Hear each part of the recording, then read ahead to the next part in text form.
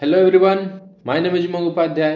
Welcome to Umang bio classes. आज का जो हमारा टॉपिक होने वाला है वो होने वाला है ह्यूमन जीनोम प्रोजेक्ट। ये एक ऐसा प्रोजेक्ट था जिसमें हमने ह्यूमंस के साथ साथ और भी बहुत सारे ऑर्गेनिज्म का पूरा जीनोम का स्टडी किया था हमने। ठीक है, नाम इसका ह्यूमन जीनोम प्रोजेक्ट पड़ा।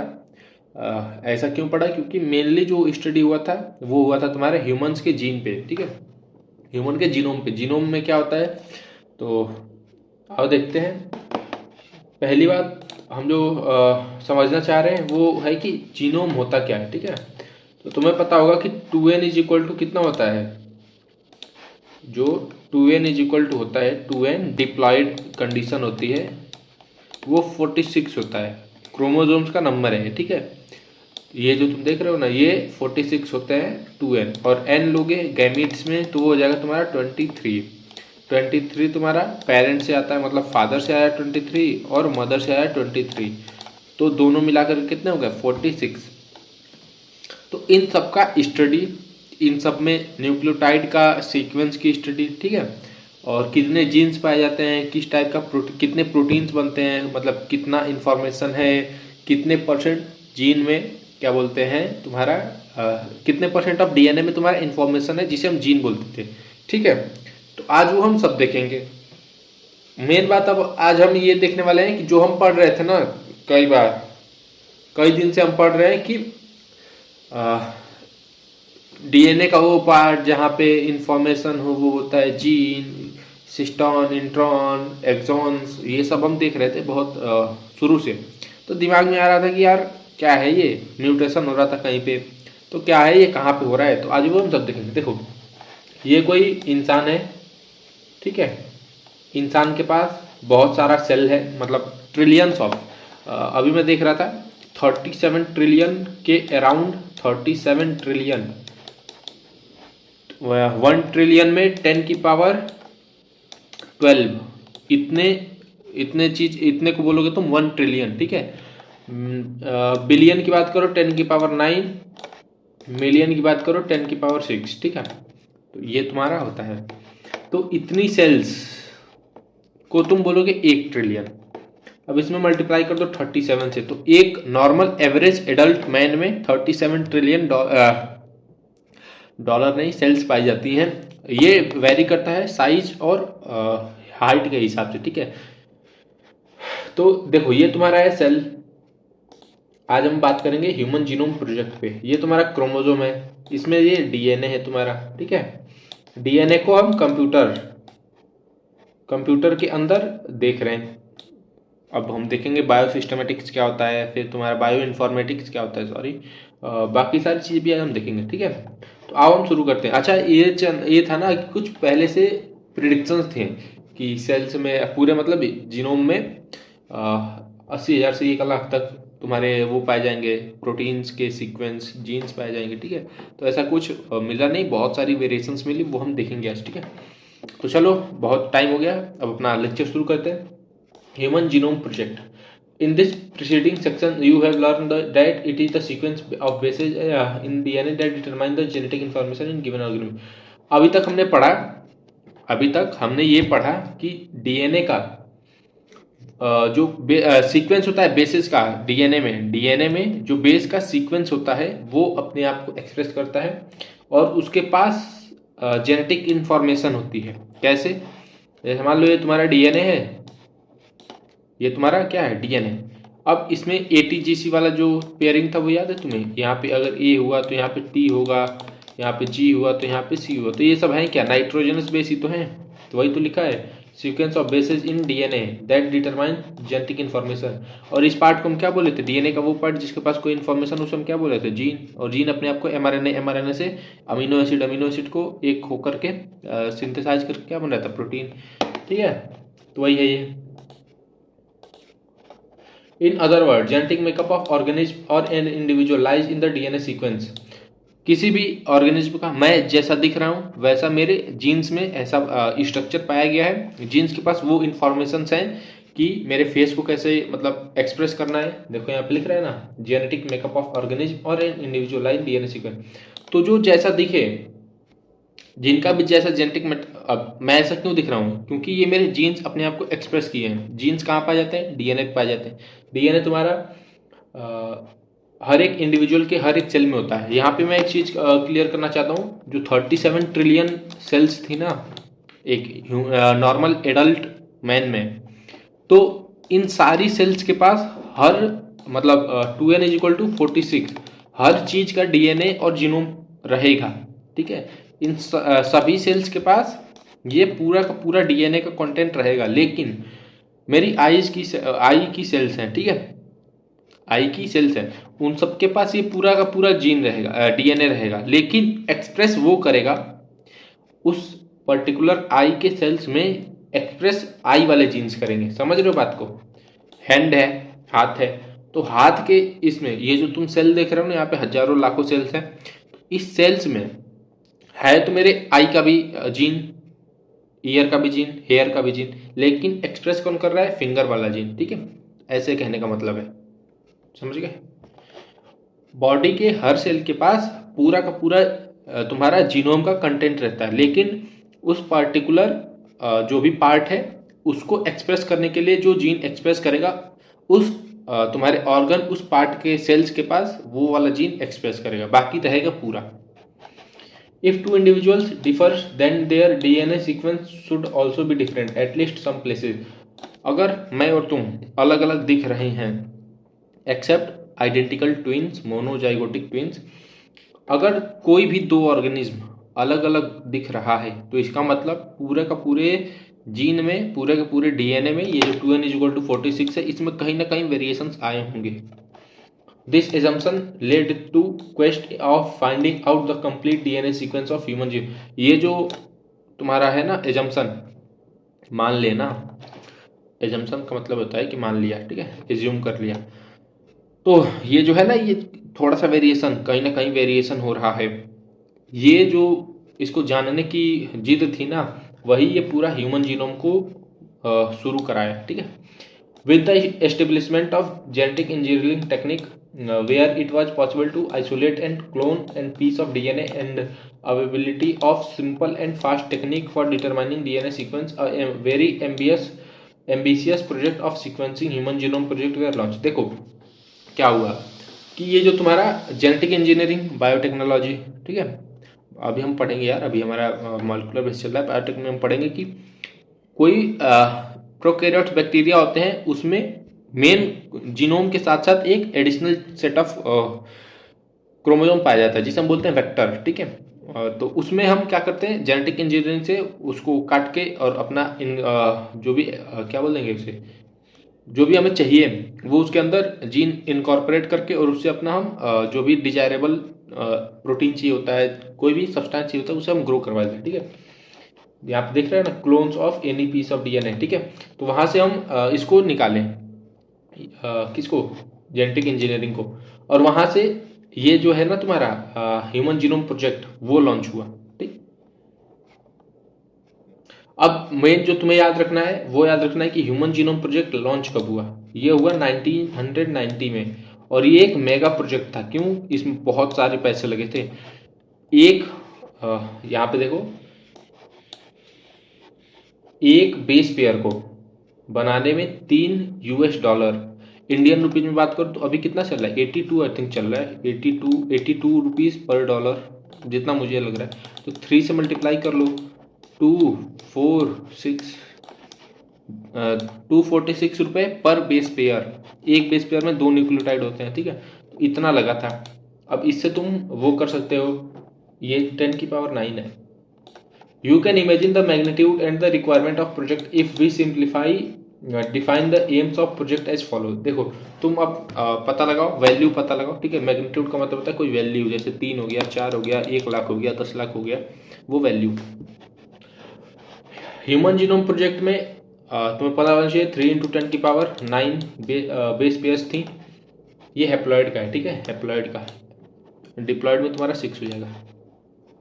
If the cost of sequence required $3 base pair, the total estimate cost of project would be approx $9 billion। 9 अरब अमेरिकी डॉलर, अमेरिका में जो डॉलर चलता है उससे $9 बिलियन इस प्रोजेक्ट में लगे थे। Further if the obtained sequence were to be stored in types of book form, देखो अब क्या हुआ था, 1000 बुक्स लगी थी, 1000 books of 1000 pages, 3300 books containing 1000 pages, ठीक है। और हर एक पेज में ईच पेज हैव 1000 लेटर्स, मतलब कहने का ये है कि हर एक पेज में 1000 लेटर होने चाहिए जितनी बुक्स लगी थी, और एक बुक में 1000 पेज होने चाहिए, और ऐसे 3300 तुम्हें बुक्स चाहिए होंगी इस इंफॉर्मेशन को कलेक्ट करने के लिए। Information of sequence from a single human cell, ठीक है, एक ह्यूमन के सेल से। जैसे कोई एक सेल है 37 ट्रिलियन, कहाँ 37 ट्रिलियन और कहाँ एक सेल में इतना सब, तो जरूर ये तो तुम्हारा कॉपी पे होने से रहा, तो ये कॉपी पे ना हो। अब इसके लिए चाहिए हमें super computers. The enormous amount of data expected to be generated also necessitates to use high speed of computational device for data storage, retrieval and analysis। अब ऐसा तो नहीं है कि हम सीख लिए और उसका कोई काम ही ना हो, मतलब तुम खुद सोचो ना, $9 बिलियन लग रहे हैं, इतना टाइम लग रहा है, और इतने सारे न्यूक्लियोटाइड्स हैं, बेस पेयर्स हैं, इनकी स्टडी कर रहे हैं, हमें इतनी अच्छी इंफॉर्मेशंस मिल रही हैं। देख रहे हो यहाँ से कितना, मतलब एक बेस पेयर, ये जो तुम बेस पेयर अगर तुम कंफ्यूज हो तो ये जो तुम्हें डंडी दिख रही है ना, ये तुम्हारा एक बेस पेयर है। यहाँ पे अब तुम अपने हिसाब से ATGC कर लेना, ठीक है। तो ये अब तुम देख लेना, ऐसे इंफॉर्मेशन में 3300 बुक्स, 1000 पेजेस हर बुक में, और हर पेज पे 1000 लेटर। तो इसके लिए तुम्हें चाहिए सुपर कंप्यूटर जो कि जल्दी जल्दी उसको एनालाइज करे, रीस्टोर करे, और तुम्हें इंफॉर्मेशन प्रोवाइड कर दे, ठीक है। और स्टोरेज के लिए भी उसमें बहुत सारी जगह चाहिए। Human genome project was closely associated with the rapid development of new area of biology where called bio informatics. Bio informatics में हम क्या करते हैं, with the help of super computers हम इसकी वो करते हैं स्टडी, ठीक है। ये देखो बायो इन्फॉर्मेटिक्स, देख रहे हो यहाँ पे ये हर एक बेस पेयर का अपना पूरा न्यूक्लियोटाइड का अपना पूरा सीक्वेंस इस कंप्यूटर में लगा पड़ा है, ठीक है। ह्यूमन जीनोम प्रोजेक्ट का गोल क्या था, हमें अचीव क्या करना है, हमें पढ़ना क्या है, हमें इस प्रोजेक्ट से समझना क्या है। Goals of human genome project how देखते हैं, identify approximately 20 to 25,000 of genes in human DNA। जो पहले वो था एस्टिमेट था कि 80,000 to 1 लाख, ठीक है। पहले इतना था कि इतने जीन्स होंगे कम से कम पूरे DNA में, 2.2 metre of DNA in one single cell. But मिला कितना हमें पूरे DNA में, ह्यूमन के DNA में 20,000 से 25,000 जीन ही मिले पूरे के पूरे ह्यूमन DNA में। उसके बाद हमारा दूसरा गोल क्या था, जो 3 बिलियन केमिकल बेस पेयर्स थे ना, उनको हमें डिटरमाइन करना था, मतलब समझना था, ठीक है। इस इंफॉर्मेशन को स्टोर करना था। दिवाली मनने लगी अभी से। Improve tool for data analysis, हम उस चीज़ को बार बार जल्दी जल्दी एनालिसिस कर सकें, उसके लिए हमें टूल्स भी चाहिए थे। टूल्स मतलब सामग्री, ठीक है। Transfer related technology to other sector such as industries, industries मतलब जो भी वैक्सीन बनाती है, ये अगर हमें इन्फॉर्मेशन ये पता हो तो हम जल्दी से वैक्सीन बना सकते हैं, कोई भी काम कर सकते हैं, ठीक है। तो केमिकल इंडस्ट्री, तुम ये समझ लो कि मेडिसिन इंडस्ट्री समझ रहे हो, फार्मा वाली फार्मास्यूटिकल कंपनीज को ये डाटा हम भेज सकते थे। कुछ इशूज भी आ रहे थे, एथिकल, लीगल, सोशल इशूज, इसको हम बोलते हैं LC, याद रखना आता है, फुल फॉर्म आएगा इसका, ethical, legal and social issues from the project. देखो यार ह्यूमंस पे केस हो रहा है, मतलब ट्रायल चल रहा है, ठीक है, एक्सपेरिमेंट हो रहा है, तो जरूर कहीं ना कहीं इस वर्ल्ड में बहुत टाइप के लोग पाए जाते हैं, ठीक है। तो कुछ लीगल इशूज भी आए, एथिकल इशूज भी आए, और तुम्हारे सोशल इशूज भी हैं, ठीक है। एथिकल मतलब रिलीजियस, तुम समझ सकते हो, जो एथिक्स के खिलाफ हो। ये जो था तुम्हारा 13 ईयर्स लिया, 1990 से 2003 तक। एक चीज जो क्रोमोजोम नंबर 1 था, क्रोमोजोम नंबर 1 वो 3 इयर्स एक्स्ट्रा लिया, वो उसका स्टडी कंप्लीट हुआ 2006 में। यहाँ पे लिखा होगा कहीं, नहीं लिखा है तो रहने दो। क्रोमोजोम नंबर 1 तुम्हारा कंप्लीट हुआ 2006 में, और पूरा का पूरा ऐसा कहते हैं कि प्रोजेक्ट कंप्लीट हो गया 2003 में। अब यहाँ पे अब कैसे हुआ, इन्होंने क्या किया, अमेरिका वाले हैं, पागल हैं, ठीक है। अच्छा मैं बस मजाक के लिए बोला हूँ, ठीक है, उसको सीरियस मत लीजिए। Human Genome Project was 13-year project coordinated by US Department of Energy and the National Institute of Health। ये दोनों तुम्हें याद रखना है कि किस किस ने मिल करके किया था। US डिपार्टमेंट ऑफ एनर्जी ने और नेशनल इंस्टीट्यूट ऑफ हेल्थ ने, इन दोनों ने इसको प्रोजेक्ट को शुरू किया। ये 13 ईयर का प्रोजेक्ट था, ठीक है।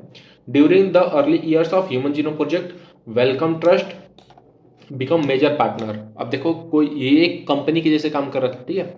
जैसे जियो का अगर तुम्हारे पास सिम हो तो इसके ओनर जो है मुकेश अंबानी है, ठीक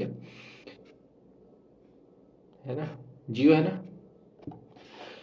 तो वैसे ही ये एक मतलब वो बन गया था प्रोजेक्ट। तो इसमें बहुत सारी कंपनी जा रही थी, अपना पैसा लगा रही थी और बहुत सारी टेक्नोलॉजी ला रही थी। पहले ही स्टार्टिंग में तो इन दोनों ने शुरू किया, यूएस डिपार्टमेंट ऑफ एनर्जी और नेशनल इंस्टीट्यूट ऑफ हेल्थ ने। उसके बाद वेलकम ट्रस्ट जो ब्रिटेन का है, लंदन का है, ऐसे समझ सकते हो, यूके यूनाइटेड किंगडम का है, उत्तराखंड नहीं है, यूनाइटेड किंगडम है। ये एक मेजर पार्टनर बन गया कंपनी में। उसके बाद फ्रांस, जर्मनी, चाइना और बाकी सारे जापान, बाकी सारे देश भी इसमें आ गए, इसको हेल्प करने लगे, कंट्रीब्यूट करने लगे। ये प्रोजेक्ट तुम्हारा 2003 में कंप्लीट हुआ। और इससे हमें क्या पता चला, effect of DNA variations among individuals can lead to revolutionary new ways to diagnosis. ऐसे हमें पता चला कि जो भी तुम्हारा वेरिएशंस है अलग अलग इंडिविजुअल्स में, इंडिविजुअल का मतलब होता है कोई एक, जैसे मैं अकेले को अगर मैं बोलूँ तो मैं बोलूँगा इंडिविजुअल पर्सन, ठीक है। तो ऐसे अलग अलग इंडिविजुअल्स में जो वेरिएशन थी उन्हें हमें पता चला। किसी भी बीमारी को डायग्नोज करने में, टेस्ट करने में, उसके लिए एक न्यू अप्रोच, नया तरीका हमें मिला, ठीक है। उसके बाद बहुत सारे डिसऑर्डर्स थे, जो क्रोमोजोम के डिसऑर्डर्स थे। जैसे एक आएगा तुम्हारा बायोटेक्नोलॉजी में एडीए, ठीक है, अभी तुम इतना याद रखो, एडीए बोन मैरो का डिफिशियंसी होता है, बोन मैरो की मतलब ये बीमारी होती है, ठीक है। तो उसको हम अगर हमें पता चल जाए तो हम बिफोर बर्थ ही बायोटिक से इसे क्योर कर सकते हैं। फिलहाल इतना समझो, ठीक है। तो बहुत सारे हम जेनेटिक थाउजेंड्स ऑफ डिसऑर्डर्स जो ह्यूमंस को अफेक्ट कर रहे थे उसको हम पहले ही ठीक कर सकते हैं, ठीक है। अगर एम्ब्रियोनिक स्टेज है या फिर अर्ली जो इनिशियल फेज होता है ना, चाइल्डहुड वाला, उसमें अगर पता चले तो उसे हम डायग्नोस करके ठीक कर सकते हैं। ये तो तुम्हारा हो गया। Beside providing clues to understanding human biology, learn about non human organism, DNA sequence can lead to understanding of their natural capabilities that can apply toward the solving challenges in health care, agriculture, energy production, environment remediation. देखो फिलहाल तो इसका main focus तो था कि human के genome को हमें समझना है, लेकिन एग्रीकल्चर में इसका कैसे हेल्प हो सके, हेल्थ केयर में कैसे रिवोल्यूशन आ सके, फिर तुम्हारा एनवायरमेंट में कैसे हम कुछ अच्छा कर सकें जिससे हमारा एनवायरमेंट बचा रहे, ठीक है। एनर्जी कैसे बना सके, इन सबका जैसे एक गोल था, ठीक है। उन सबको समझने के लिए ये प्रोजेक्ट हो रहा था। कुछ ये ह्यूमन जीनोम प्रोजेक्ट सिर्फ नाम का है, इसमें ह्यूमन के साथ साथ बहुत सारे अदर ऑर्गेनिज्म का भी हुआ था। ऐसा मत तुम समझ लेना कि ह्यूमन जीनोम प्रोजेक्ट है तो सिर्फ ह्यूमंस पे ही काम हुआ था, नहीं, बाकी ऑर्गेनिज्म का भी क्या डीएनए को हम सीक्वेंस किए थे, उसको हम समझे थे।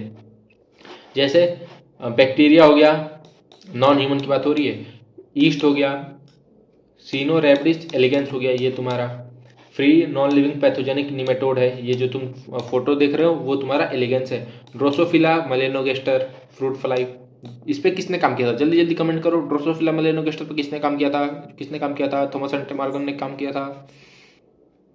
था ना। क्या याद करो तुम, genetics, principle of inheritance and variation, जल्दी जाओ रिवाइज करके आओ। प्लांट्स पे rice, arabidopsis, okay, have also been sequences. तो इतने सारे अदर नॉन ह्यूमंस ऑर्गेनिज्म पे भी काम हुआ था, ठीक है।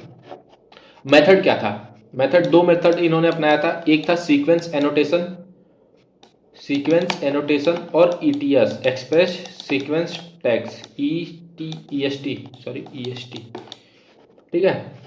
ईएसटी में क्या हुआ था, देखो इसमें सारे जीन जो एक्सप्रेस कर रहे थे एज आरएनए, अब तुम समझो, अब यहां से मेन समझ रहा है। मेथोलॉजी जो थी वो दो टाइप की थी। पहला सीक्वेंस ETS की हम बात करते हैं, EST की। देखो जैसे ये है तुम्हारा DNA, ठीक है, ये तुम्हारा DNA है। इसमें से वो पार्ट जो mRNA बनाए। अब इतना तुम्हें पता है कि DNA का पूरा पार्ट mRNA नहीं बनाता है, अप्रॉक्स 99% पार्ट नहीं बनाता है, अप्रॉक्स 99.9% पार्ट कुछ नहीं करता है, वैसे ही खाली पड़ा रहता है। मैं NCERT में दिखाऊं तुम्हें, NCERT देखो लेस देन 2% ऑफ ये कोड करता है, ठीक है। तो 99 ना करो, 98 कर लो, 98 कर लो, ठीक है। 98% पार्ट तुम्हारा इसका फालतू का है, ठीक है। तो अब ये जो 2% है ना, ये 2% ऑफ DNA, इसको यहाँ पे देखो क्या लिख रहा है, all the genes that express as RNA। इस DNA का पूरा वो पार्ट जो अपने आप को जो RNA में कन्वर्ट करे, बेसिकली क्या करता है, mRNA में कन्वर्ट करता है। बट DNA का वो पार्ट जो RNA में कन्वर्ट हो, उसे हम एक्सप्रेस सीक्वेंस टैग्स में उसको अलग से हमने वो किया स्टडी, ठीक है। पूरे DNA को हमने कई बार स्टडी किया, लेकिन अलग अलग मेथड्स में, ठीक है। एक बार हमने शुरू से लेकर के लास्ट तक पूरा का पूरा हर एक न्यूक्लियोटाइड के बेस पेयर्स को हमने स्टडी किया, चाहे वो एक्सप्रेस करे या ना करे, उसे हमने बोला सीक्वेंस एनोटेशन। और ये जो एक्सप्रेस सीक्वेंस टैग्स है, ये वो है जिसमें हमने सिर्फ और सिर्फ उस पार्ट को स्टडी किया जो अपने आप को एक्सप्रेस कर रहा था, ठीक है। तो एक्सप्रेस सीक्वेंस टैग्स हो गया। The other took blind approach of simply sequencing the whole set of genome that contain coding and non coding sequence. Coding मतलब एक्सॉन्स, नॉन कोडिंग मतलब introns. Later assign different region in sequence with a function term sequence annotation. Sequence annotation में हमने शुरू से लेकर last तक sequence पूरा वो कर दिया, समझ लिया। और एक्सप्रेस सीक्वेंस टैग्स में हमने सिर्फ वो पार्ट को डिटरमाइन किया, समझा, जो अपने आप को एक्सप्रेस कर रहा था। यहाँ पे तुम देख सकते हो एक्सप्रेस सीक्वेंस टैग्स में ये जो तुम्हारा है mRNA है, ठीक है। ETS are small piece of DNA, usually 200 से 500 न्यूक्लियोटाइड का होता है long. Their location on chromosome and sequence are known ETS, ठीक है। इनका हमें पता होता है कि ये क्रोमोसोम पे कहाँ कहाँ है, जीन का तो हमें पता ही होता है। ETS are created from cDNA, copy DNA and single strand of DNA has been copied from mRNA molecule, it consist only of exons. देखो इसमें कैसे हमने किया, सेल से हमने mRNA निकाला। अब तुम देखो आखिर में ये हमें पता कैसे चला कि ये वाला पार्ट तुम्हारा एक्सप्रेस कर रहा है, क्योंकि mRNA तुम्हारा HNRNA भी तो होता है, हेट्रोन्यूक्लियर RNA, समझ रहे हो बात को। तो अब हमने पता कैसे किया, इस DNA का सीक्वेंस कैसे पता किया। तो अब ध्यान से सुनना, एक्सप्रेस्ड सीक्वेंस टैग्स में पहले हमने सेल का कोई mRNA निकाला, ठीक है। mRNA हमारे पास मिला, उसके बाद हमने क्या किया, ये तुम्हारा है mRNA। अब इस पे हमने इसका बेस पेयरिंग कराया, कॉम्प्लीमेंट्री बेस पेयरिंग। तो वहां से हमें बना copy DNA, single stranded DNA। अब उसका हमने ribo nucleus degradation of RNA synthesis और सेकंड स्ट्रैंड ऑफ DNA, ठीक है। अब यहाँ से हमने ये जो तुम्हारा कॉपी DNA है ना, एक mRNA से हमने पहले DNA बनाया सिंगल स्ट्रैंडेड। अब उस सिंगल स्ट्रैंडेड DNA का हमने बेस पेयरिंग करा दिया, तो हमें मिल गया डबल स्ट्रैंडेड DNA। इससे ये फायदा हुआ कि mRNA के पास सिर्फ और सिर्फ वो पार्ट था जो अमीनो एसिड बनाता, mRNA के पास सिर्फ वो पार्ट था जो अमीनो एसिड बनाता। इसका मतलब इसके पास इंट्रॉन्स नहीं है। इंट्रॉन्स वो पार्ट होते हैं जो इंटरप्ट करते हैं, इंट्रॉन्स वो पार्ट होते हैं जो इंटरप्ट करते हैं, एक्सॉन्स वो पार्ट होते हैं जो एक्सप्रेस करते हैं, ठीक है। तो इंट्रॉन नहीं था इसके पास। अब यहाँ से जो बनेगा तुम्हारा, वो ऐसा DNA बनेगा जिसके पास सिर्फ और सिर्फ एक्सॉन्स होंगे, मतलब उसके पास सिर्फ और सिर्फ जानकारियां होंगी, ठीक है। देखो mRNA से तुम्हारा RNA बना, अब इसके पास सिर्फ और सिर्फ एक्सॉन्स हैं, ठीक है। एक्सॉन से तुमने कॉपी DNA बनाया, कॉपी DNA का तुमने वो करा दिया क्या, बेस पेयरिंग। बेस पेयरिंग से क्या हुआ कि तुम्हारा डबल स्ट्रैंडेड DNA बन गया। Gene annotation in eukaryotes. अब हम बात करते हैं उसका सीक्वेंस एनोटेशन का, यूकैरियोट जीनोमिक स्ट्रक्चर। अब देखो यहाँ पे जीन A है, यहाँ पे जीन B है, इसमें हम सब स्टडी करेंगे। यहाँ पे तुम देख रहे हो कि ये जो एक्सॉन्स है, ये जो एक्चुअल इन्फॉर्मेशन है, ये जो एक्चुअल इन्फॉर्मेशन है। अब प्री mRNA से क्या होगा, ये तुम्हारा HNRNA है, ये सब हमने पढ़ रखा है यार। HNRNA है। अब इससे क्या होगा, एक्सॉन्स कटेगा और सिर्फ तुम्हारा इंट्रॉन्स इसको DNA लाइगेज से जोड़ दिया जाएगा, तो ये तुम्हारा क्या हो जाएगा, एक्सॉन्स। अब इसी एक्सॉन्स से ये जो था तुम्हारा ये पीछे, ये तुम्हारा जो है ना, ये तुम्हारा एक्सॉन बन रहा है, सिर्फ और सिर्फ एक्सॉन्स। अब इससे हमने RNA बनाया, RNA से हमने डबल स्ट्रैंडेड DNA बना दिया। बट यहाँ पे क्या हो रहा है कि पूरा का पूरा सीक्वेंस ही हम स्टडी कर रहे हैं, ठीक है, चाहे वो इंट्रॉन्स हो या एक्सॉन्स हो। यहाँ पे देख रहे हो एक्सॉन्स जो अपने आप को एक्सप्रेस करे, इंट्रॉन्स जो इसे इंटरप्ट करे, इसके पास कोई जानकारी नहीं होती, बस ऐसे ही पड़ा रहता है ये, ठीक है। For sequencing, the total DNA from a cell is isolated and converted into random fragments of relatively smaller size. Recall DNA is very long polymer, and there are technically limitations in sequencing very long pieces of DNA and clones in suitable host using specific vector.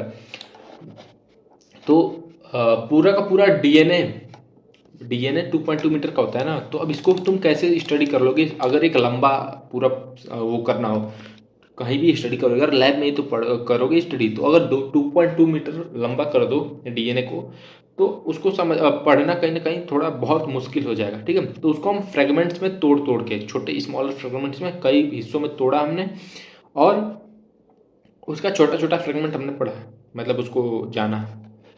The cloning result into amplification of the each piece of DNA fragment, so it subsequently could not be sequenced with ease. The commonly used, देखो अब इसमें क्या हुआ ना कि इसमें हमने clone किया। क्लोन का मतलब अगर तुम पढ़ रहे होगे, फर्स्ट लेक्चर तुमने पढ़ा होगा, तो क्लोन का मतलब होता है कि कोई भी पेरेंट के जैसे अगर सेम आइडेंटिकल हो उसका जेनेटिक मेकअप और अपीयरेंस, तो उसे हम बोलते थे क्लोन्स, ठीक है। तो इसमें क्या हुआ कि इसको हमने बहुत इसका पीस बना लिया, मतलब क्लोन्स बहुत सारे हमने तैयार कर लिए कि अगर मान लो ये खराब भी हो गया तो उस सेम इसके जैसा तो बचा रहेगा ना बहुत सारा। तो ऐसे में DNA फ्रेगमेंट्स का बहुत सारा हमने क्लोनिंग किया, एम्प्लीफिकेशन किया, ठीक है, मतलब एक जैसा ही कई सारा हमने सेट बना लिया, ठीक है। The commonly used host were bacteria and yeast, the vectors were called BAC और यैक। बैक्टीरियल आर्टिफिशियल क्रोमोजोम या ईस्ट आर्टिफिशियल क्रोमोजोम, ये क्या होता है, जैसे मान लो बैक्टीरिया है ना, तो इसके पास ये उसका मेन क्रोमोजोम है, लेकिन इसके पास एक और सेट ऑफ क्रोमोजोम मतलब एक और एक्स्ट्रा जीनोम पाया जाता है, उसे हम बोलते हैं वेक्टर। इसमें क्या होता है ना कि जैसे इसको यहाँ से कट कर दो और इसके जगह पे अपना डिजायरेबल जीन तुम फिट कर सकते हो। हाँ, आज के टाइम पे ये पॉसिबल है। इसके जगह पे तुम अपना जो भी चाहो वो फिट कर सकते हो, और ये जब डिवाइड करेगा, हर 20 मिनट में डिवाइड करता है बैक्टीरिया, इकोलाई। अब जब डिवाइड करेगा तो ये 2 सेल्स बनाएगा, और दोनों में ये तुम्हारा जो रहेगा वो ऐसे का ऐसे ही पाया जाएगा, ठीक है। बायोटेक में हम ध्यान से अच्छे से पढ़ेंगे। देखो दोनों सेल्स में ये तुम्हारा 1 से 2 हो गया, तो ऐसे ही एक हम बहुत सारे टाइम्स इसे बना सकते हैं, ठीक है। बायोटेक्नोलॉजी में ध्यान से पढ़ना आएगा। देखो बैक, ये जो है ना, यहाँ पे तुम देखो, उसको छोड़ो, यहाँ पे तुम ध्यान से देखो, ये तुम्हारा है बैक्टीरियल का मेन जीनोम। यहाँ पे तुम देख रहे हो बैक वेक्टर जीनोम, ठीक है। एक भी हो सकता है, एक से ज़्यादा भी होता है, कई कई में 7, 8, 9, 10 भी होते हैं, ठीक है, अलग अलग है। बैक, इसका हमने फुल फॉर्म देखा, ये इनसाइड दोनों, ये इनसाइड बैक्टीरिया या ईस्ट, जो भी हो, ईस्ट वाला हो तो ईस्ट के अंदर, और बैक्टीरिया वाला तो बैक्टीरिया के अंदर इजिली अपने आप को डिवाइड करते रहता है, ठीक है। The fragments were sequenced using automated DNA sequencer that worked on the principle of Frederick Sanger, ये एक साइंटिस्ट थे। इन्होंने एक ऐसा मशीन बनाया, एक ऐसा मेथड बनाया जिसमें हम DNA के सीक्वेंस को, DNA के फ्रेगमेंट्स जो थे ना, हमने छोटे छोटे फ्रेगमेंट्स तोड़े थे, उसके सीक्वेंस को हम आसानी से लाइन में रख सकते थे। जैसे ये कोई DNA का सीक्वेंस है, ये कोई DNA का सीक्वेंस है, ये कोई DNA का सीक्वेंस है, तो इसको हम अरेंज करें एक अच्छे से फॉर्मेट में। तो ये with the help of Frederick Sanger के जो मेथड था, इससे हमने किया, ठीक है। जैसे मान लो कि ATGC, अब जैसे भी अरेंजमेंट होगा उसे हम अच्छे से फॉर्मेट में बैठा सकें, उसके लिए हेल्प किया फ्रेडरिक सेंगर का। समझ रहे हो बात को? जैसे DNA 2.2 मीटर का था, इसके हमने बहुत सारे फ्रेगमेंट्स किए। अब फ्रेगमेंट्स को लाइन से लगाना, ये भी तो जरूरी है ना। तो ये एक ऑटोमेटेड DNA सीक्वेंसर मशीन थी, उसके हेल्प से हमने किया। और ये किसने बनाया था? फ्रेडरिक सेंगर ने। ठीक है, फ्रेडरिक सेंगर को एक और क्रेडिट जाता है अमीनो एसिड का जो अमीनो एसिड के सीक्वेंस का जो डिटरमाइन था। जैसे किसी प्रोटीन में कौन सा अमीनो एसिड पाया जाएगा, जैसे मान लो ये बहुत सारे प्रोटीन है, आपने प्रोटीन का स्ट्रक्चर देखा है ना, बहुत सारे प्रोटीन, अब इसमें ये छोटे छोटे अमीनो एसिड्स हैं। अब इनके सीक्वेंस को डिटरमाइन करना मतलब पता लगाना, ये इसका भी क्रेडिट किसको जाता है? फ्रेडरिक सेंगर को। These sequences were arranged based on the some overlapping region present in them। ये जो सीक्वेंस थे वो ओवरलैपिंग रीजन होता है, उसको हम आइडेंटिफाई करके पूरा का पूरा सीक्वेंस बना रहे थे। ठीक है, किसका? फ्रेगमेंट्स ऑफ डीएनए का। जो अलग अलग हमने डीएनए का फ्रेगमेंट तोड़ा थे ना, तो उसको हम ओवरलैपिंग रीजन्स के वजह से पहचान रहे थे और अरेंज कर रहे थे। This required generation of overlapping fragments for sequencing. Alignment of these sequence was humanly not possible। अब ऐसी बात है यार, कितना कोई ह्यूमन अपना एक एक स्टडी करेगा फिर लगाएगा, तो ह्यूमंस के तो बस का उतना नहीं था। ठीक है, तो इसमें जरूर कंप्यूटर्स की हेल्प चाहिए थी, सुपर कंप्यूटर्स मशीन्स चाहिए होंगी। ठीक है, तो वही कि ओवरलैपिंग फ्रेगमेंट्स को पढ़ना, उसे समझना, उसे किसी सीक्वेंस में लगाना, ये ह्यूमंस के थ्रू पॉसिबल नहीं था।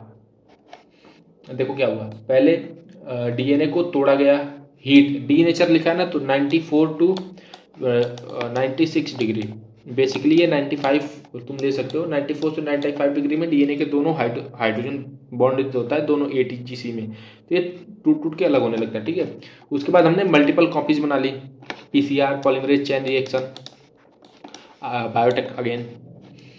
इसके बाद हमने प्राइमर मतलब बेसिस इसमें जोड़े। ठीक है, फिर 4 पॉलीमरेज सॉल्यूशन हमने बनाया, फिर इसमें हमने complementary chain until termination dye, इसमें फिर हमने पॉलीमरेशन का चेन बना दिया, मतलब इसका कॉम्प्लीमेंट्री बेस पेयर बना दिया। ठीक है, उसके बाद D nature the growth chain, फिर इसके बाद इस वाले को हमने काट दिया। अब देखो हमारे पास क्या बचा? फ्रेगमेंट्स बच गए। अब इसको हमने इलेक्ट्रोफोरेसिस में, जितना छोटा फ्रेगमेंट उतनी दूर जाएगा।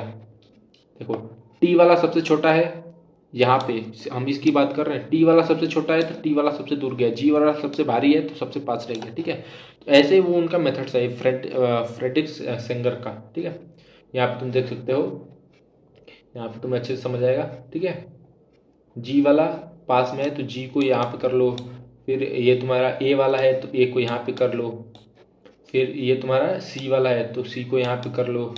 अब ये इसका बेस पेयर बना लो, समझ रहे हो, ये इसका बेस पेयर बना लो। तो ऐसे सीक्वेंस ऑटो रेडियोग्राफी से हम इसे बना सकते थे। ठीक, तुम्हें ये समझना नहीं था, बस मैंने बता दिया। देयरफॉर मतलब ये पूरा मेथड नहीं जानना है, इतना याद रखना है कि डीएनए सीक्वेंसर तुम्हारा फ्रेडरिक सेंगर ने दिया था, automated DNA sequencer. Therefore specialised computer based on program were develop, तो ये आदमी के थ्रू पॉसिबल नहीं था, तो अब इसमें कंप्यूटर्स आए, स्पेशल कंप्यूटर्स। दो sequences were subsequently annotated and were assigned to each chromosomes. तो अब ये जो सीक्वेंस थे एनोटेटेड मतलब मार्क किए गए, लाइन से लगाए गए।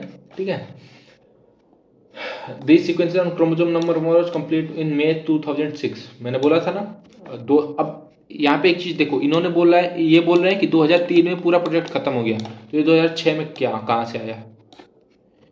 ऑब्वियस बात है। तो क्रोमोसोम नंबर 1 पे तुम्हारा एक्सपेरिमेंट चल रहा था, बट इसको छोड़ के बाकी का जो एक्सपेरिमेंट था वो 2003 में ही बंद हो गया। ठीक है, at least this was the last of 24 human chromosomes, 22 autosome XY to be sequenced.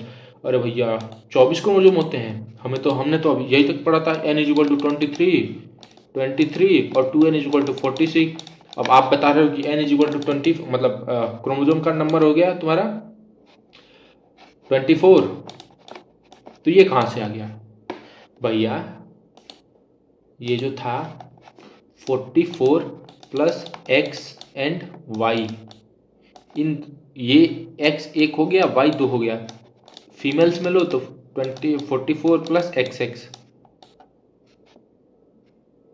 अगर इसका हैप्लॉइड लो, इसमें से कितना है 22, ये x 23rd नंबर, ये y 24 नंबर। तो सारे के सारे क्रोमोसोम्स के तुम स्टडी करोगे ना, 23 पेयर्स होते हैं। 23 क्या होते हैं? पेयर्स। लेकिन तुम्हें याद रखना चाहिए कि अगर मेल का किसी मेल का तुम केस लोगे तो वहाँ पे 23rd पेयर में 2 अलग अलग टाइप्स के क्रोमोसोम्स आते हैं। समझे बात को? नहीं समझिए? तुम्हें इतना तो पता है ना कि 22n = 46 होता है। अब 46 में क्या होता है? 44 प्लस एक्स एंड वाई।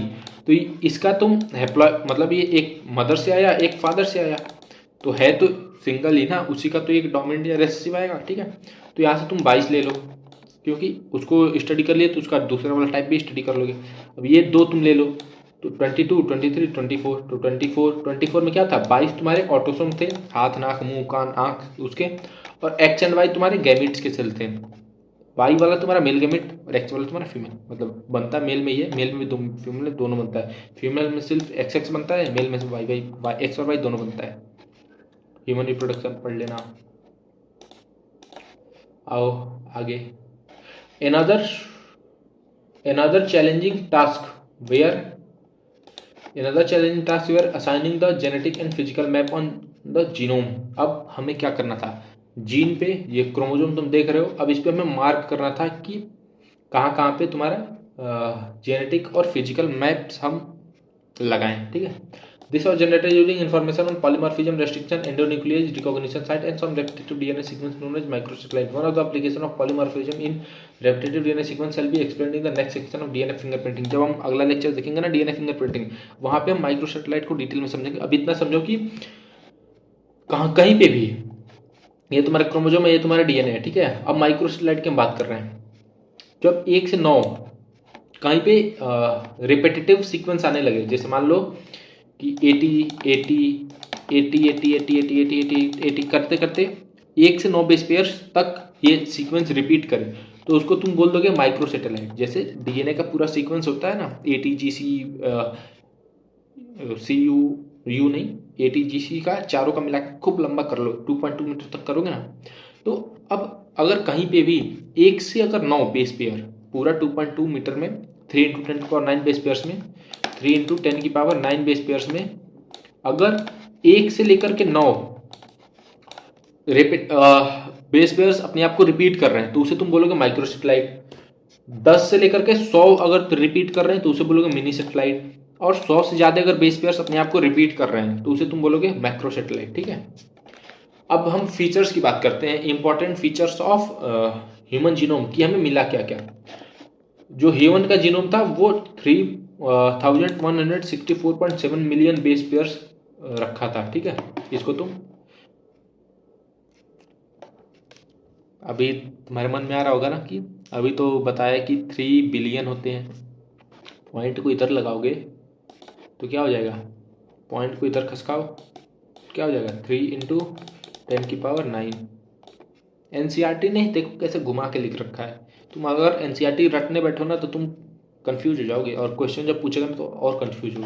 इसको हम ऐसे भी तो लिख सकते हैं। Average gene consist of 300 bases. किसी भी एवरेज, अगर एवरेज निकालें जीन के पास कितना बेस पेयर होता है, तो 3000 बेसेस होते हैं एवरेज जीन्स के पास। लार्जेस्ट ह्यूमन जीन जो था वो तुम्हारा डिस्ट्रॉफिन है, जिसके पास 2.4 मिलियन बेसेस है।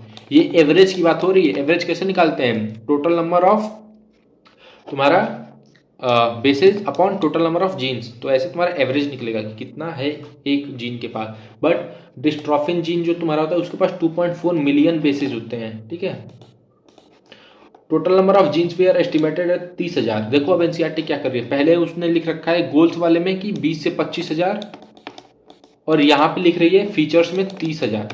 तो इसमें से कोई भी आ जाए ना, 20 से 25 आ जाए या 25 से 30 आ जाए, तो उसे टिक मार देना। इससे ज़्यादा अगर कोई 15,000 दे रहा है गलत कर देना, 35,000 दे रहा है गलत कर देना। ठीक है, लेकिन इन तीनों में से अगर कोई 2 दे रहा है या कोई 1 भी दे रहा है उसे कर लेना, क्योंकि अभी जब हम पढ़ रहे थे goals of human genome project, दिखा रहा हूं मैं, goals of human genome project. नहीं तो तुम बोलोगे, देखो यहाँ पे क्या लिख रहा है, आइडेंटिफाई अप्रोक्सीमेटली 20 से 25,000 जीन इन ह्यूमन DNA। देख रहे हो? अब यहाँ पे आओ, यहाँ पे क्या लिख रहा है? 30,000 और 20,000 और much lower than previous estimate. इसका मतलब इन तीनों में से कोई है उसे कर लेना। पहला का जो एस्टीमेट था वो 80,000 से 1,40,000 तक था कि ह्यूमन के DNA में तुम्हारा इतने जीन्स पाए जा सकते हैं, लेकिन ये बहुत कम था। Almost 99.9% of nucleotide bases are exactly same in all people. 99.9% जो तुम्हारा वो है ना, 99.9% जितने भी न्यूक्लियोटाइड हैं वो तुम्हारे में, मेरे में, सब में सेम है, चाहे चावल हो चाहे राइस हो, कुछ भी। ठीक है, ह्यूमंस की बात हो, all people. The function are unknown for over 50% of the discovered gene. अब तक हमने जो भी 25-30 हज़ार, 20-25-30 हज़ार जो भी हमने जीन्स आइडेंटिफाई किए हैं, उसमें से 50% तक जीन्स क्या काम करते हैं, क्या अपने आप से बनाते हैं, वो हमें पता ही नहीं है। एनसीईआरटी ने क्या लिखा है, अननोन है। Less than 2% of genome codes for protein. जो भी हमारे पास जीनोम है उसमें से लेस देन 2%, लेस देन 2%, ये तुम्हारा लेस देन का साइन है, लेस देन 2% जीन्स प्रोटीन्स के लिए कोड करते हैं। ठीक है, repeated sequence make a very large portion of human genome.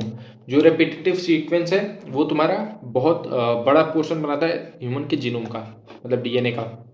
DNA में बहुत ऐसा पोर्शन है जिसमें कोई भी जो एटीजीसी का पेयर है वो कई बार रिपीट कर रखा है। ठीक है, repetitive sequence of are the stretch of DNA sequence that are repeated many times, sometimes 100 to 1000 times. They are thought to have no direct coding function, but they shed light on chromosome structure, dynamic and evolution. देखो क्या होगा कि अगर जो तुम्हारा DNA का sequence है, अभी इतना समझो, जो डीएनए का सीक्वेंस है उसमें 80, जैसे मान लो ATGC, ये 100 से या 1000, कई बार हजारों में भी, कई बार 100 में भी, ये अब कई बार रिपीट कर रहे हैं। जैसे ए आया यहाँ पे, फिर ए आएगा, फिर टी आएगा, फिर यहाँ पे जी आएगा, फिर सी आएगा। तो ये जो सीक्वेंस है ये कई बार रिपीट कर रहा है। ठीक है, इनका कोई भी कोडिंग से वो मतलब नहीं है, इनका ये कोडिंग करेंगे नहीं। ठीक है, बट ये क्रोमोसोम के स्ट्रक्चर पे, इवोल्यूशन में और इसके डायनेमिक्स में, मूवमेंट में बहुत मतलब रोल प्ले करते हैं। ठीक है, क्रोमोसोम के पास कितने जीन्स हैं, 2968, याद रखना है, क्वेश्चन आता है। क्रोमोसोम वाई के पास सबसे कम है 231। क्रोमोसोम 1 के पास कितना है, 2968 जीन्स है। क्रोमोसोम नंबर वाई के पास 231 जीन्स है। Scientist have identify about 1.4 million location where single base differences an SNP single nucleotide polymorphism pronounce SNP occurs in humans. देखो कितना है, 1.4। अब इससे तुम उसको मत कंफ्यूज करना, वो तुम्हारा जो था डिस्ट्रॉफिन में वो 2.4 मिलियन बेस पेयर्स थे। वो ये भी पता तो चलना पड़ेगा ना कि कहाँ पर तुम मिस कर सकते हो।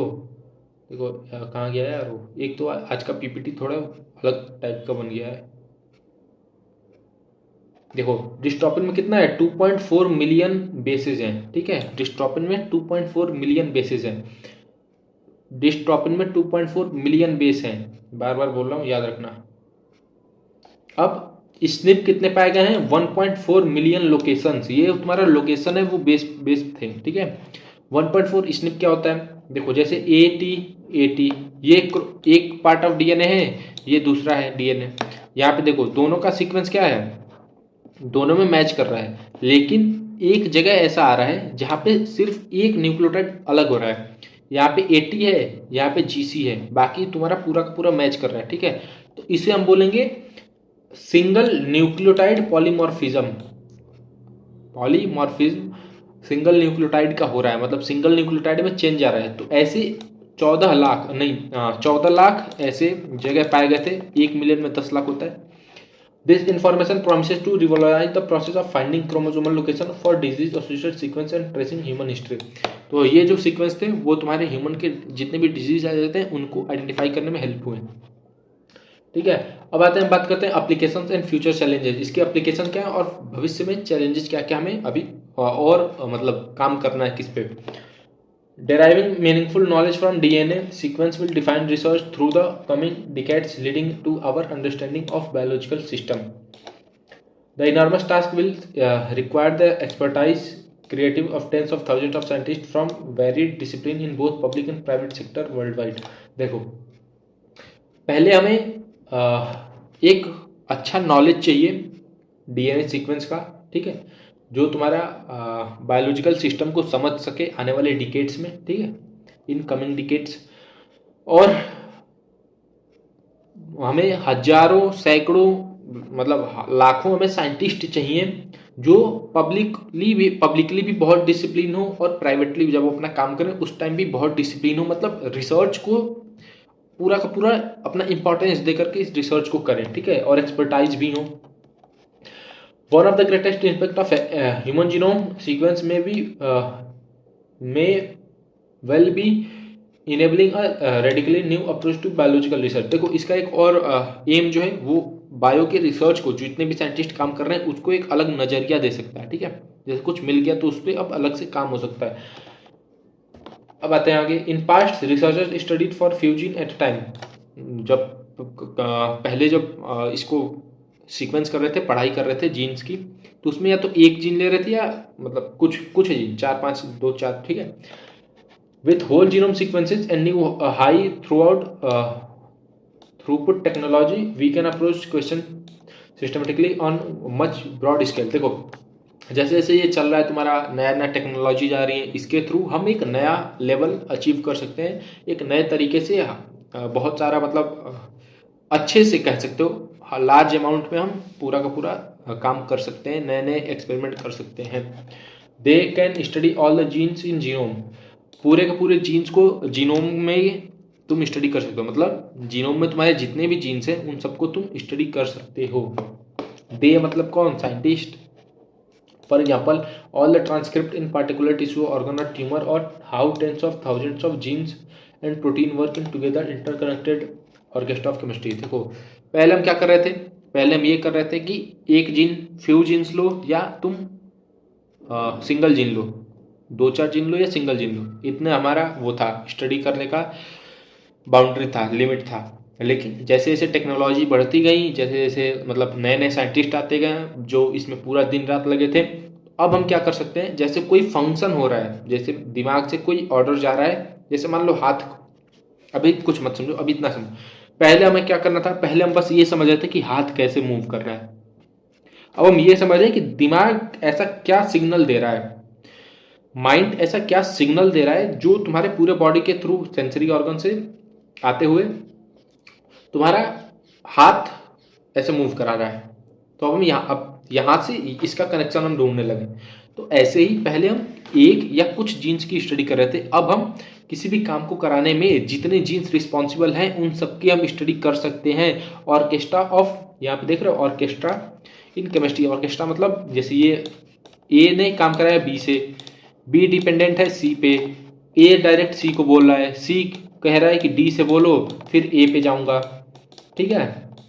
तब तक बीच में ई आ गया। ये तुम्हारे अलग अलग लिंक हैं, ठीक है। तो अब हम इस पे भी एक साथ काम कर सकते हैं। इतना हमारा जो साइंटिस्ट है वो डेवलप हो गए हैं। किसी पार्टिकुलर टिश्यू ऑर्गन और ट्यूमर के जो इंटरकनेक्टेड काम हो रहे हैं, जैसे मान लो ये हाथ का काम है, पहले सेल का क्या काम है कि कोई मूवमेंट कराए, फिर ये तुम्हारा ऑर्गन का काम हो रहा है, ठीक है, टिश्यू से ऑर्गन का। अब हाथ ऐसे मूव करा रहा हूँ मैं, ठीक है। तो पूरे के पूरे जितना भी इंटरकनेक्टेड है आपस में, साथ साथ में जो भी काम कर रहे हैं उसको भी हम स्टडी कर सकते हैं। यहाँ पे तुम देख सकते हो कि किस ईयर में क्या क्या हुआ। ये तुम्हारा 19 में शुरू हुआ। ये तुम्हारा हेलमार्क, वो कहाँ गया, वेलमार्क था या हेलमार्क था, कौन था जो आकर के बाद में ज्वाइन किया था, वेलकम ट्रस्ट तुम देख सकते हो यहाँ पे है। फिर तुम्हारा अलग अलग तुम देख सकते हो। इसमें ये तुम्हें समझना नहीं, बस ऐसे ही मैंने लगाया कि देखो कैसे कैसे, ऐसा नहीं है कि एक ही बार में हो गया। अब लास्ट में क्या लिख रहा है, टू बी कंटिन्यूड, मतलब अभी सिर्फ ट्रेलर था, मतलब 13 ईयर्स पहले पहला ट्राई था ना यार इतने बड़े प्रोजेक्ट के लिए। अब जैसे जैसे डेवलप होंगी, जैसे जैसे लगेगा कि हाँ कुछ अब करना है, तो वैसे वैसे काम होते रहेंगे। तो ये था हमारा अब तक का पूरा human genome project. I hope अच्छा लगा होगा, ठीक है, समझ आया होगा। अच्छा लगने से मेरा कहने का मतलब था समझ आया होगा, ठीक है। एक बार मैं सजेस्ट करूंगा कि तुम खुद से भी पढ़ना। मैं बार बार तुम्हें एक बुक सजेस्ट करता हूँ, अरिहंत वाली, अभी फिलहाल मेरे पास नहीं है। अरिहंत वाली मैं बुक सजेस्ट करता हूँ, अरिहंत की तुम बुक जरूर पढ़ा करो यार, उसमें ना बहुत सिंप्लीफाइड लैंग्वेज में लिख रखा है, ठीक है। तो चलो फिर इसके बाद हमारा एक लेक्चर और होगा डीएनए फिंगरप्रिंटिंग पे, उसके बाद हमारा ये चैप्टर कंप्लीट। फिर हम करेंगे इवोल्यूशन में एक अलग तरीके से पढ़ाऊंगा, एनसीईआरटी उसमें बहुत कम यूज होगी, ठीक है, लेकिन पूरा कॉन्सेप्ट हम कवर कर लेंगे नीट पॉइंट ऑफ व्यू से। क्योंकि देखो इस बार चैप्टर ना बहुत खत्म, अच्छा चैप्टर कटने से याद आया कि इसमें एक दे रखा था प्रोटीन बायोसिंथेसिस, तो वो कुछ नहीं था, ट्रांसलेशन था, ठीक है। उसको हमने जो वीडियो मैंने एक्सप्लेन किया ना, अगर तुम उसे समझ ले तो प्रोटीन बायोसिंथेसिस तुम्हारा क्लियर हो जाएगा। अब इवोल्यूशन में मैं बता रहा था कि इवोल्यूशन जब हम करेंगे ना, तो उसमें हम एनसीईआरटी बहुत कम देखेंगे, मतलब हो सकता है कि एनसीईआरटी हम ना कवर करें, बट जितना भी तुम एक काम करना, मेरा लेक्चर देखना, उसके बाद तुम एनसीईआरटी पढ़ने बैठना। अगर एक तुम्हें वर्ड में अगर दिक्कत आए ना, फिर बताना, ठीक है। इवोल्यूशन करने के बाद हम बायो क्लास 12 का लेक्चर्स बंद करेंगे। उसके बाद हम शुरू से लेकर के इवोल्यूशन तक previous year, assertion reason, true false, fill in the blanks अगर होगा, और प्रीवियस ईयर क्वेश्चंस और एनसीईआरटी के क्वेश्चन जितने एमसीक्यू पॉसिबल हो सकते हैं, हम सब पहले वो कवर करेंगे, ठीक है। हमारा मेन चीज़ हो जाए, उसके बाद सब रटने वाला है, बायोटेक्नोलॉजी पूरा रटने वाला है, समझने वाला भी है, बट मोस्ट ऑफ द रटने वाला है, ठीक है। तो मिलते हैं फिर नेक्स्ट क्लास में, तब तक के लिए टेक केयर, सी यू।